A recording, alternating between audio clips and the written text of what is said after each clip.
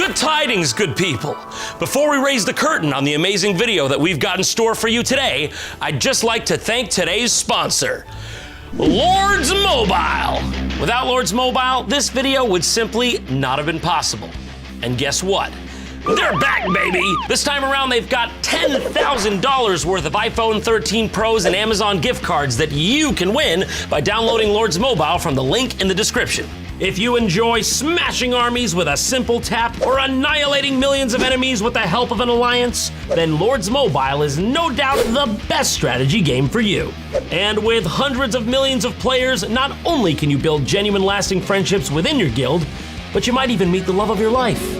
Never again shall you require to vanquish your foes and drive them from their lands without your sweetie pie by your side! Recently, Lords Mobile introduced a massive new update that allows you to go on more adventures throughout the kingdom. Each quest gives you basic rewards, and the more quests you complete, the better the prizes. And speaking of prizes, the top 3 players with the highest might will each receive an iPhone 13 Pro. Players in 4th to 6th place will get a $500 Amazon gift card, and those in 7th to 10th place will each take home a $200 Amazon gift card. Pretty sweet. And if that weren't enough on its own, everyone who downloads Lords Mobile from the link below will automatically be offered a $350 Lords Mobile gift pack. And you can spin the lucky wheel to win the remaining cash and other prizes to upgrade your castle. So good luck to everyone competing for those epic rewards. Happy hunting, and now, on to our feature presentation. I've got a riddle for you.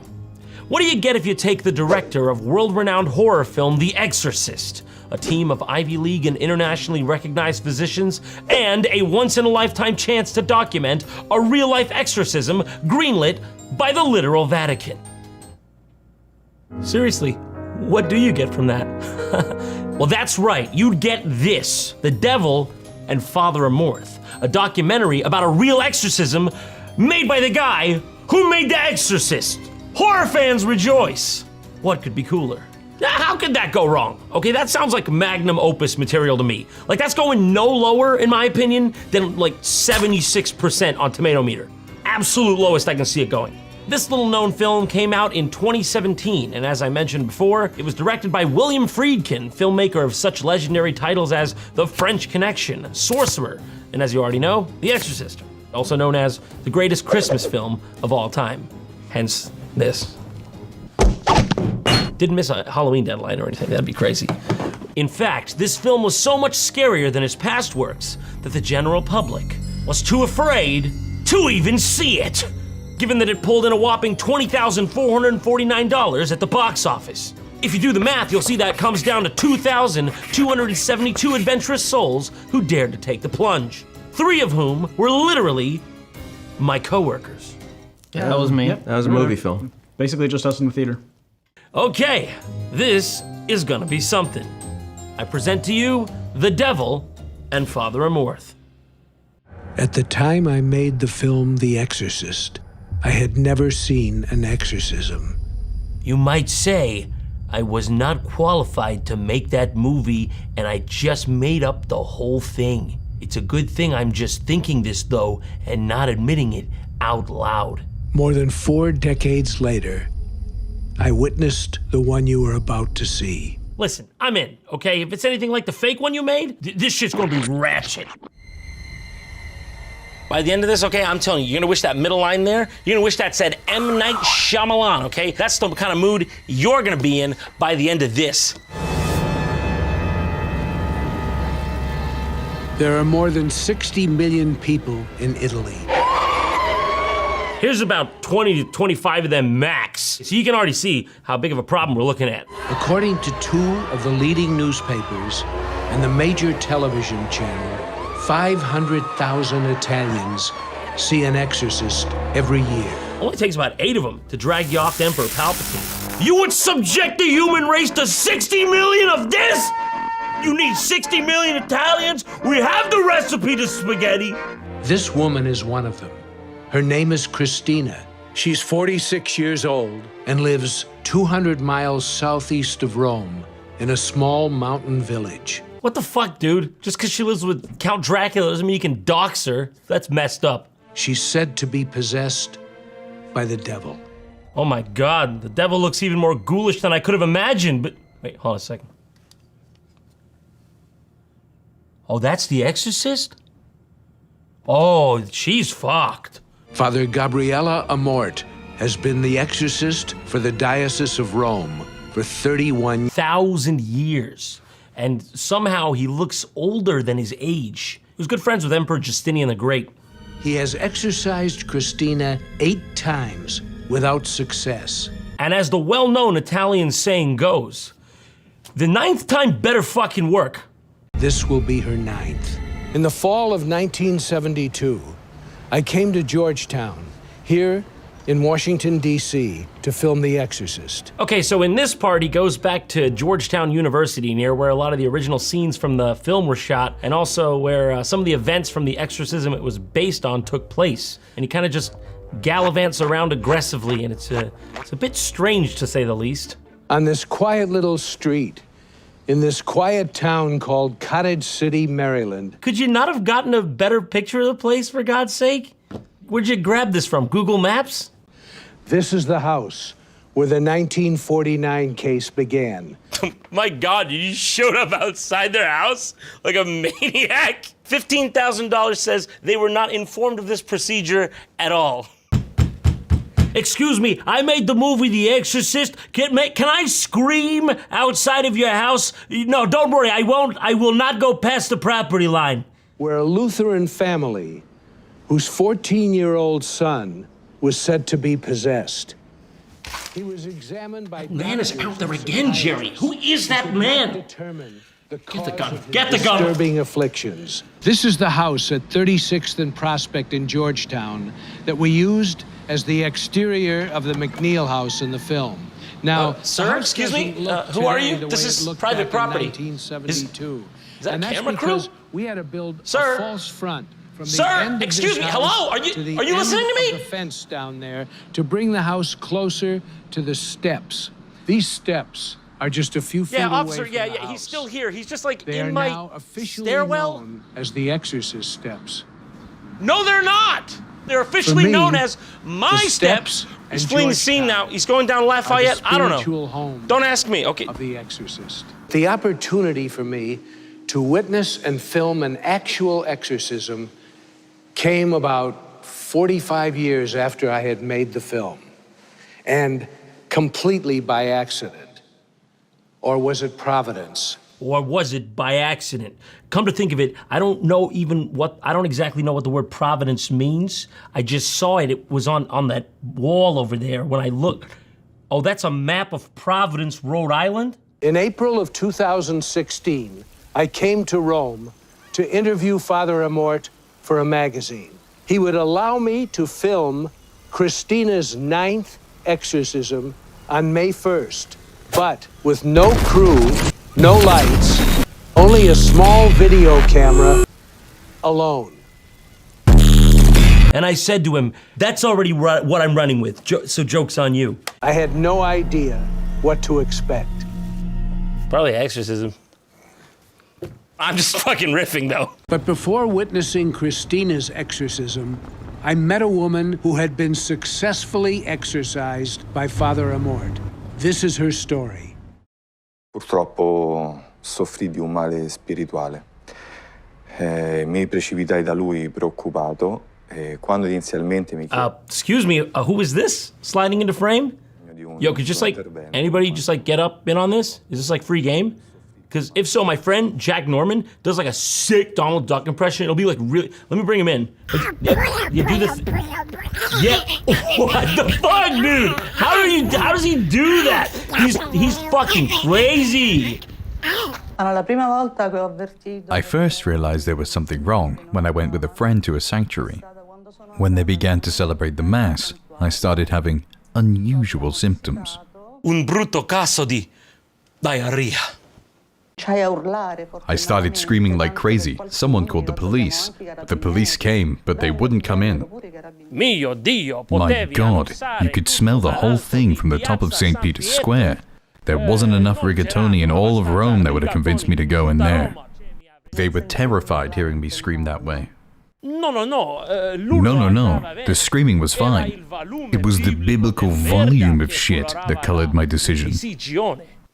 Father Amort continued his work at his residence, the home of the Pauline priests. Oh, look at that. Even the exorcists are working from home these days. Times are a-changin'. Espiritu Sante, Sante Maria. Hey, Darcy, no! You do not shit on my new rug! No! Sorry, that was just my daughter. Oh, in fact, she's probably hungry. These are supposed to be for the Holy Communion, but needs must, you know? Go on then. Eat up. Okay, where were we? On May 1st, 2016, he invited me to witness Christina's 9th exorcism. Christina, why are you here to see Father Amort? What the hell is with this angle? Was he trying to make her feel uncomfortable? Who sets up a shot like this, domineering over the person they're interviewing? Okay, this guy is totally normal and on the level. In no way ever is this the guy who literally gave an interview to The Guardian saying, if I wasn't a director, I might have become a serial killer. Oh no, wait, this is that guy. Look at this, this is a real article by The Guardian. William Friedkin interview. If I wasn't a director, I might have become a serial killer. Oh, okay. I've from time to time felt the urge to do violence. I still do, but I curbed that. After that, she just drops a solid, how? My conscience kicks in and I'm able to deal with that through the films I do. If I wasn't a film director, I might have become a serial killer. Why a serial killer, she asks, concerned for her safety. Violence uncurbed is dangerous, he adds. You have to channel it. Many of the great painters or composers led very violent and strange lives. Interviewers like, oh, hold on, I dropped my pen. Will, you sure this isn't a bit of projection on your part? Who are you talking about? I can't think of any violent painters or composers. I don't know, did Michelangelo get into bar fights? I think it's just you. You and maybe Hitler. This is frankly more awkward than that time Bill Cosby gave the journalist the answer, Obi Kaby, maybe. Show the source for that, please. Okay, I didn't know what you maybe had a level and then maybe crevice. I may have paraphrased. Il diavolo è un puro spirito. What is this framing? The man looks like a deer in headlights. Was the room too small or something? Give the guy some headroom. E hanno una conoscenza come What the hell? What is this angle? Did he feel the need to prove he was the one filming the documentary? I need equal screen time with all the characters, okay? This is my magnum opus. How can you be sure that Christina is possessed? I can only be sure, and this is important, read my lips on this one. I can only be sure when the funds have cleared. Okay, here it is, the main event. It's about to go down. We're about to witness for ourselves a real, once-in-a-lifetime exorcism event. I'm ready. Let's go.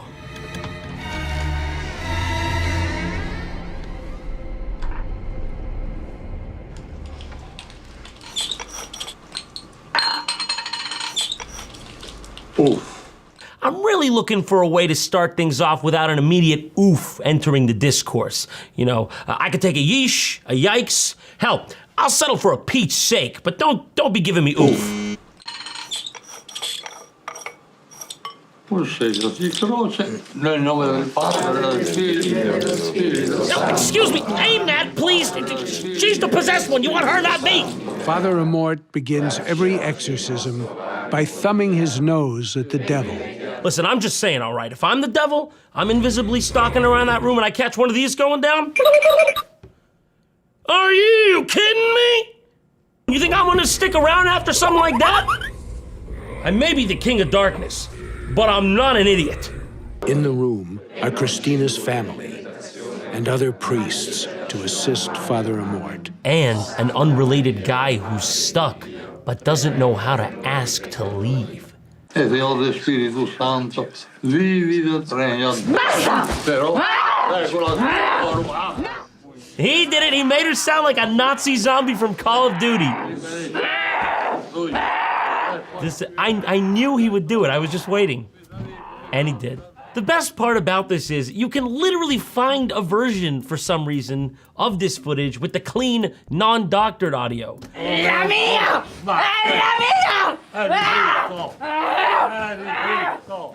the whole thing behind this production was that it was supposed to be authentic and not dramatized in any way. So why in the hell would he do this?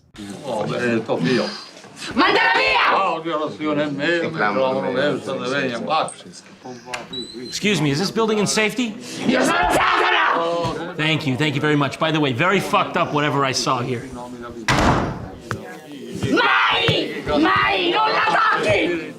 I don't really know what I was expecting, really, from this. I guess this, to be honest. I don't know how she sat through this 9 times, okay? I'm having a hard time going on once. It's not happening, is it? It's not. They're not doing that. Is that happy birthday? The day of the exorcism happened to be Father Amort's 91st birthday.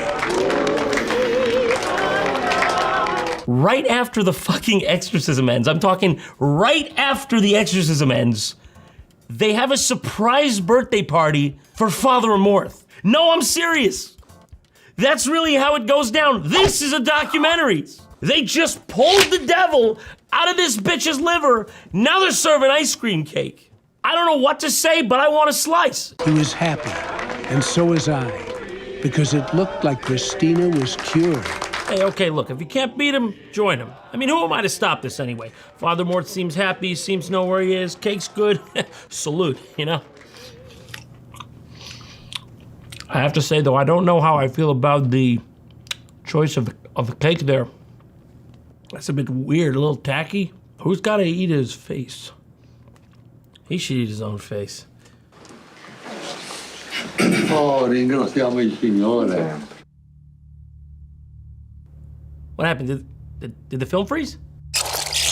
Where are we going? No, I'm not going. I am not going. Neil, what do you make of what you've just seen? Absolutely amazing. What the fuck? Okay, so what happens here is all of a sudden the film just stops and reverses, and now we're in some random doctor's office, and William Friedkin is just interrogating him about the footage he just shot. So there is a, There it is, right there. You see that? Right there. That live on camera, what you've just seen is a man's soul leaving his body. Doc's like sweating, looking around. You know, he's like, this is it? This is really, you didn't bring anyone? No crew at all? Is that camera on? Are you seriously the guy who made like the French Connection and shit? I don't know the underlying origin of it.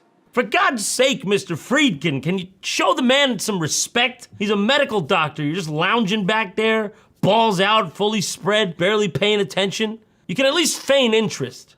Is this some kind of brain disorder? Yeah, I'm starting to think it might be. Do you think she could have been better helped by brain surgery than this religious ritual? All right, Doc, that's great, but let's get to the brass tacks here. What do you think of this? You think of what I'm thinking? Right in there. Just give it a little scramble. That might do something. How many surgeries have you performed? Brain surgery? Well, more than 5,000. Are you prepared to say that there's such a thing as exorcism and demonic possession? So at this point, the film just starts jumping around and getting a bit jarring. He goes around and talks to a bunch of legitimately well-respected medical doctors from around the country, shows them his shitty home videotapes, and then watches them struggle while he tries to extract sound bites out of them. Here's the point. Yeah. You have to believe it in order to go through it. You probably will not have this in somebody who has no religious background. Right. I've never seen anything like that before, but I've only practiced neurology for 35 years. But that is a coincidental linkage between those two phenomena. Do you have any belief in exorcism as a possible treatment? What do you think this is? Unconscious fraud? Well, it's like placebo response. I'm Right. getting into the Right. idea that Right. if you believe something to be likely to work, it's more likely to work. It looks like the state that we call delirium. It was a revelation to me that the psychiatric diagnosis of Christina's condition is recognized around the world as demonic possession. Have you like seen your own documentary, dude? Like, you're not just trying to lie, right? No, you can't, because it's like the last 15 minutes just disproved what you said. Hold on. Yeah, dude, like here it is, like the last 20, 25 minutes of the documentary just completely like disproved everything you just said, dude. So, unable to get the doctors to satisfy his wild theories, William Friedkin then moves on to what I assume he considers the next best thing, the Archbishop of Los Angeles, which is something I just learned exists. Would you have any misgivings about recommending a person in extreme spiritual disease to an exorcist? What happens in the church is we have teams of people that will look in a particular case. And that team will involve usually a physician, usually a psychologist, psychiatrist, etc. My God, Pastor, would you just save me the time? If I knew you'd be as boring as those doctors back there, I would have just followed in the footsteps of Picasso and stayed home and become a serial murderer. If I started crawling up the walls here, or moving around on the ground like a snake, what would you do? I'd call the police. No, I don't. I'm dead serious, okay? I come in here, I'm pulling one of these absolute mind benders. What do you do here? You're absolutely, completely helpless. What are you gonna do here? Honestly, tell me, what the hell are you gonna do? All right, by the time, you're gonna panic. And by the time the police come, I'm gonna be in the underbrush. What are you gonna do here? Tell me, you have very limited options. And then suddenly, it was over. Oh, thank God. But for how long? Son of a bitch. Father Amort had taken sick and was in the hospital, but I made an appointment to meet with Christina in Rome. She called my line producer, Francesco, and rescheduled the meeting to a small town 200 miles southeast of Rome called Alatri. "Where are you?" she screamed. "We're at the park," Francesco answered. "Where are you?" "I'm where I told you I'd be, at Santa Maria Maggiore, the church in the town square." I didn't take my camera inside. Hope you didn't miss anything. So this is my memory of what happened on July 4th, 2016. Well, at least you know he's not gonna exaggerate. When Francesco and I entered the church. Oh, there she is. Hi, Christina. Thanks for meeting us. She's great. Once you get used to the banshee scream, she's great. It was freezing cold inside, and we were trapped in a living nightmare. Christina was screaming. She slid around the floor in a cheap plastic chair, pulling her boyfriend Davide with her. That must have been a freaking scene. I bet it would have looked good on camera, too. "Give us back your film," he shouted at me. "If you don't give it back to us, we'll kill you. We'll find your family, and we'll kill you all." It was the first time anyone had threatened my life. So you better believe I was gonna make sure it'd also be the last. I may have forgotten my camera, but I always bring something that can shoot. So the forces of light joined to fight the forces of evil. It was me, Boss Baby, Captain Price from Call of Duty 3, San Andreas, Mr. Bean, Satan, and me, but I repeat myself on the last one. It's time to put the devil back into remission.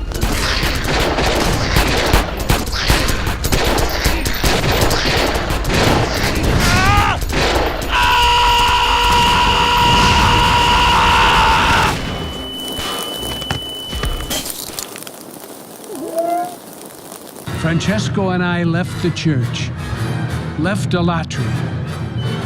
For a half hour, neither of us said a word. It was awkward. Well, that really escalated, huh? I didn't expect it. I didn't expect that to happen. What do we do? You guys want to go to like a ristorante? We probably should have brought the camera, huh? It's gonna look suspicious, I think. We didn't bring the cameras. It's a pretty important thing. We should have brought that too. But they'll believe us, right? I got a track record. What do you think, Arbiter from Halo 3? He's right. He's usually right. I'm not trying to brag, but you don't have many options, and I've got pretty much all the cards in this situation. I mean, you get too close, you know, I'm gonna give you a little venom in the fangs, and I'm looking at you. I'm giving you a direct look right when that's happening. That can't make you feel good. This tail of mine, what do you think that's good for? If Bob left, Bob right, duck, okay, feint, right jab. But the venom is the main thing.